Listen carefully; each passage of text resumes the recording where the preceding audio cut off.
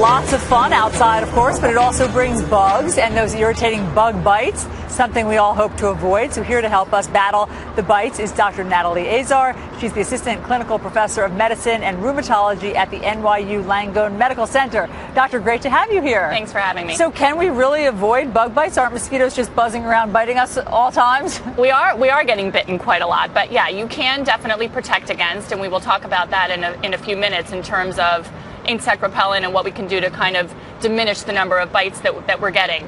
But what I think we're talking about this summer is, what are we concerned about in terms of transmission of certain viruses? Like West Nile. Like West Nile. And what people need to remember is that the kinds of infections that we're exposed to are going to be those that are endemic for our area. So we're not talking about yellow fever or malaria. Those are found in more tropical areas. What we're talking about in the United States is West Nile. It's affected every state except for Alaska and Hawaii. It's been here since 1999. Wow. The vast majority of people who are exposed to West Nile virus, roughly 80%, will have absolutely no symptoms whatsoever. And I think that's a misconception.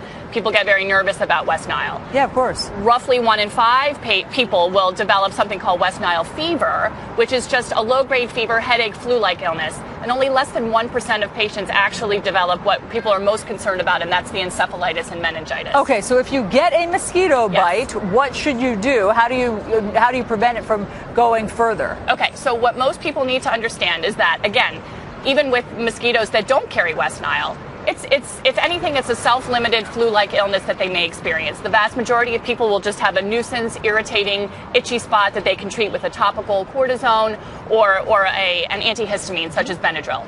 If, however, and the incubation period for West Nile in particular is 2 to 14 days, if you develop a high fever, stiff neck, altered mental status, meaning that you're becoming disoriented, you need to seek medical attention immediately. But just a little bit of malaise, a little achiness, a little low-grade fever, it's really nothing to worry about. Okay, so before any of that happens, you want to prevent the bite from happening. What should you do as you head out? Okay, 4 really important things to remember. Number 1, insect repellent. The 3 insect repellents that are recommended by the EPA and the CDC are DEET, something called picaridin, and if you're looking for something more complementary and alternative, it would be oil of eucalyptus.